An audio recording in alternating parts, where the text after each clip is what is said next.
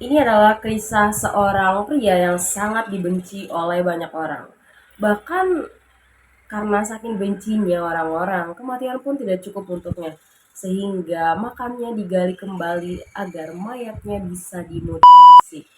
Inilah dia kisah Oliver.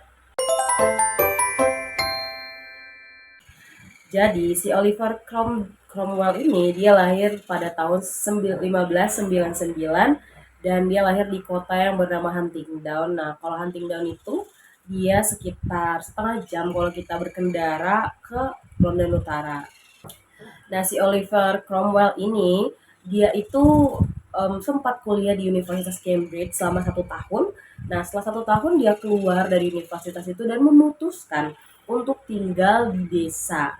Nah, kehidupan dia di desa tuh ya kayak kehidupan normal sehari-hari aja. Nah, menurut para sejarawan, si Oliver ini kalau di desa itu dia suka berdiskusi mungkin atau suka mengeluhkan tentang cuaca di sana, ikut pameran lokal, bahkan dia juga ikut parlemen di Huntingdon. Nah, untuk menghabiskan waktu, mungkin dia ngerasa bosen kali ya di desa, dia juga mencari debat-debat politik. Jadi ya itulah kegiatannya dia sehari-hari kalau di desa. Ya, jadi si Oliver Cromwell ini dia ngerasa bosen dan dia mengelilingi Huntingdon itu untuk mencari kegiatan yang bisa dia lakukan. Dan pada saat yang sama juga negara di sekitar London itu sedang mengalami kekacauan. Nah, kalau di London sendiri mereka tuh biasa punya kebiasaan discuss, tapi discussnya itu dengan cara yang ramah tamah. Untuk hal-hal yang mereka omongin tuh biasanya kayak basic-basic yang cara membuat teh yang baik dan benar. Terus mereka juga suka ngomongin seluk-beluk teologi, bahkan mereka suka berdiskusi tentang kira-kira orang Kristen yang seperti apa nih yang nantinya akan masuk neraka. Terus yang paling mereka suka itu adalah ngomongin tentang hak ilahinya raja.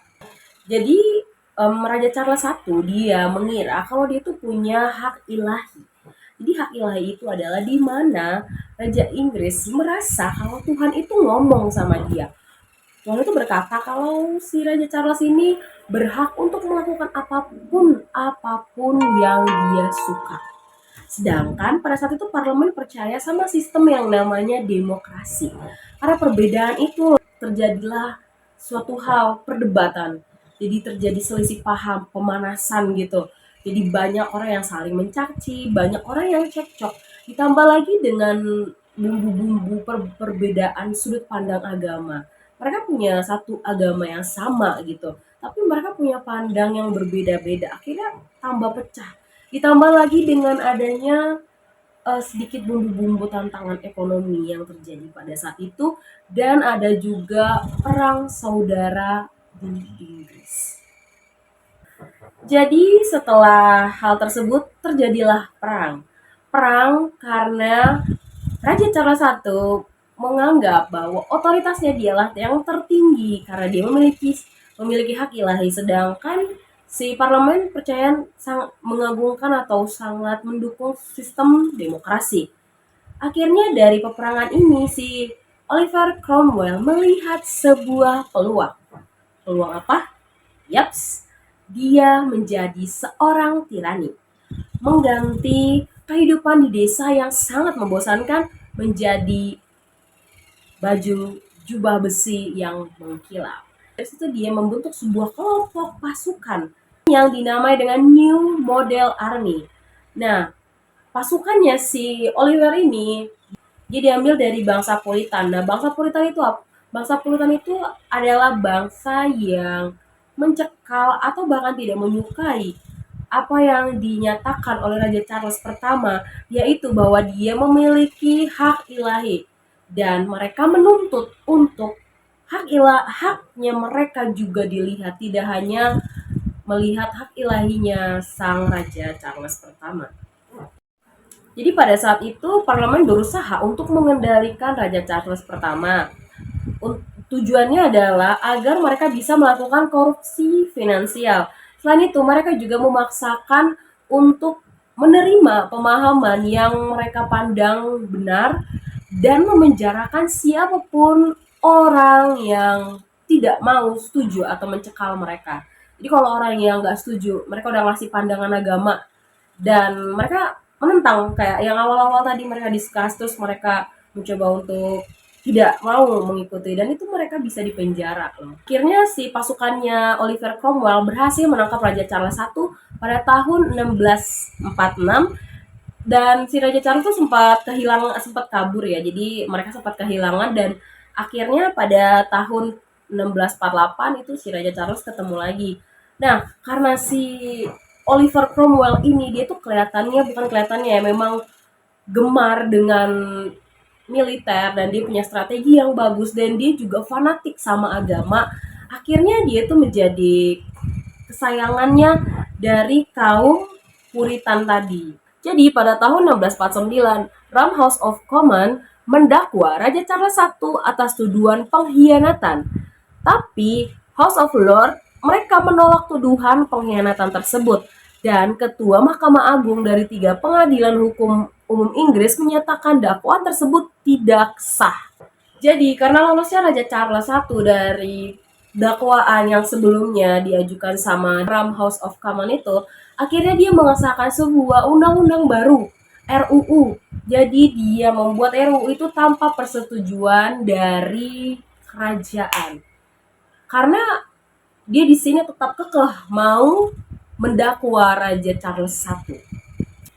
Jadi dalam isi RUU itu mereka menegaskan bahwa tugas pengadilan itu adalah harus mendakwa Raja Charles pertama. Jadi mereka merincikan kesalahannya Raja Charles.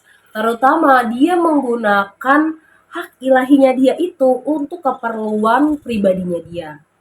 Selain itu dia juga mengobarkan perang kepada parlemen.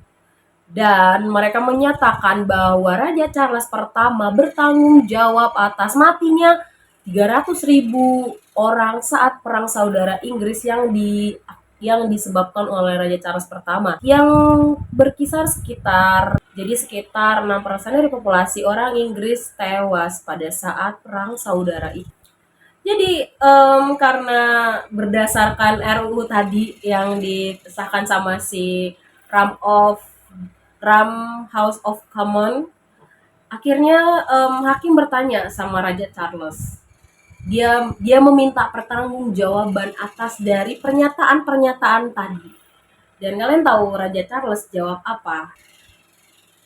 Dia memberikan hormat dengan jari tengahnya dia dan dia bersikeras kalau apa yang dia lakukan itu adalah benar. Karena apa? Karena dia memiliki hak ilahinya itu. Dan akhirnya setelah mendengar itu, hakim memutuskan bahwa Raja Charles I akan dihukum mati. Dan sekitar 59 kuesioner telah ditandatangani, terutama oleh para hakim. Dan Oliver Cromwell, salah satu dari mereka, ikut juga menandatangani kuesioner untuk hukum mati Raja Charles pertama. Sayangnya Raja Charles I tetap berpegang teguh dan kekeh kalau dia itu punya hak ilahi. Dia bisa melakukan apapun yang dia mau.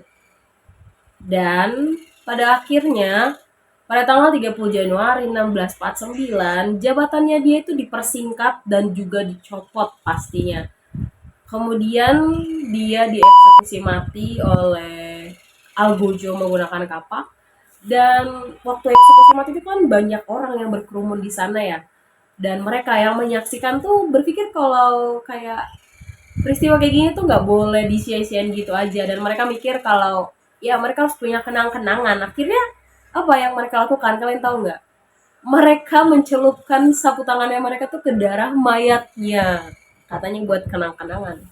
Ngeri banget kenang-kenangannya ya.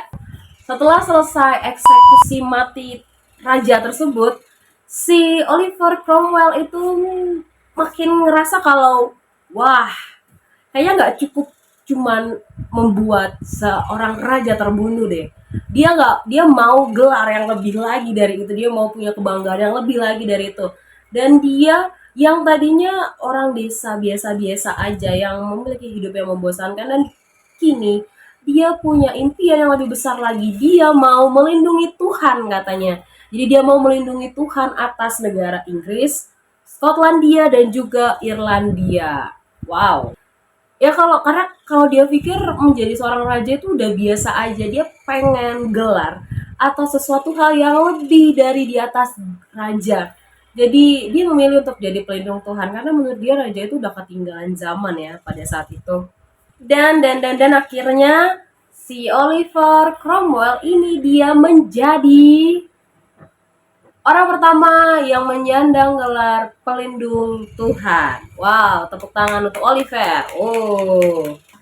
Dan dia adalah salah satu darah bangsawan yang berhasil menjadi pemimpin negara. Aku juga nggak ngerti sih di sini maksudnya pemimpin negara tuh gimana. Tapi dia tuh bukan raja, tapi dia menyandang sebagai pemimpin gitu. Dan dia tuh nggak mau dipanggil raja juga.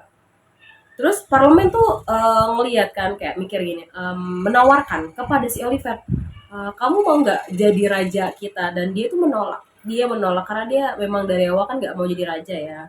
Terus setelah 1 tahun dari dia ditawarin jadi raja itu sekitar tahun 1658, akhirnya si Oliver ini dia kena penyakit malaria dan batu ginjal yang menyebabkan dia meninggoy.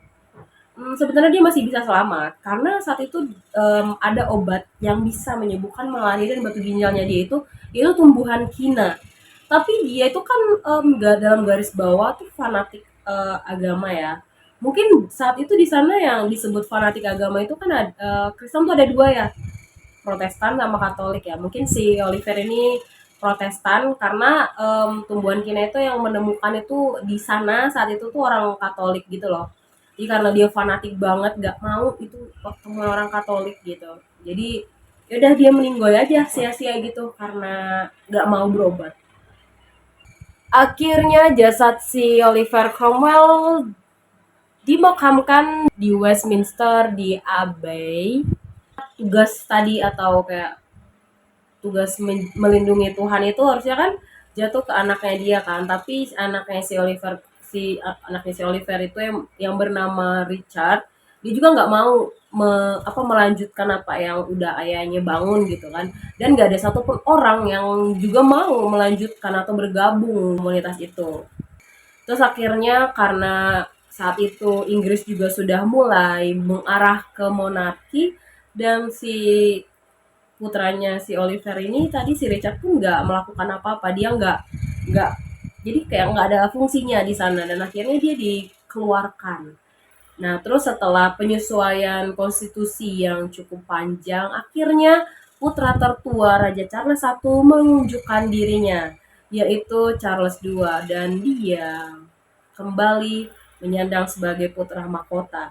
Dan misi pertamanya dia adalah ingin membalaskan dendam kepada Oliver Cromwell.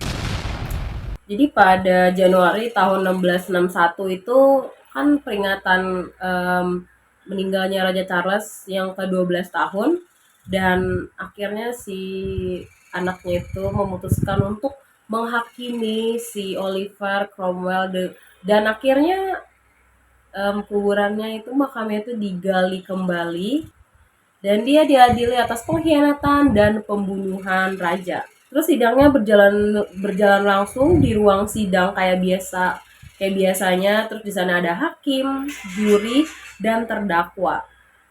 Tapi yang bikin kasus ini beda adalah terdakwanya itu adalah mayat yang sudah 30 tahun dikuburkan. Ya gimana ya? Kan mayat, dia kan nggak bisa membela dirinya ya. Dan akhirnya si Oliver itu ya dijatuhkan hukuman karena tidak ada pembelaan. Dan karena si Oliver ini dinyatakan bersalah, akhirnya walaupun dia sudah meninggoy, dia harus tetap menjalankan hukumannya dia. Jadi mayatnya si Oliver tuh dia digantungnya di London. Terus habis digantung dia dibuang ke dalam lubang, kepalanya dipenggal dan ditancapkan di tiang di luar Westminster Hall. Dan dia disemayamkan di sana sampai tahun 1685. Nggak cuman itu aja, bahkan kepalanya si Oliver ini dilelang dan dijual gitu ya, dilelang, dan orang yang menawarkan harga tertinggi tuh dia yang mendapatkan kepalanya si Oliver ini. Dan kayak setiap tahun tuh pemiliknya pasti berganti-ganti, bahkan kadang-kadang tengkorak kepalanya itu ditaruh di tempat umum gitu loh.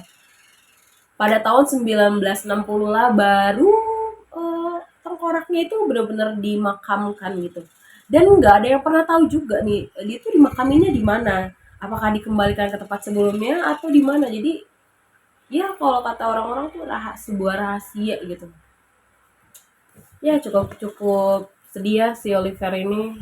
Padahal kayaknya dia nggak salah juga ya, karena ya tapi memang pada saat itu memang apa ya, ya gitu deh, susah aku ngomongnya, gitu loh pokoknya. Oke guys, see you in the next video. Jangan lupa di like. Kalau menurut kalian apakah si siapa namanya tadi tuh si Oliver itu layak diperlakukan seperti itu, atau memang Raja Charles itu memang sudah pantas dan layak diperlakukan seperti itu juga. See you guys.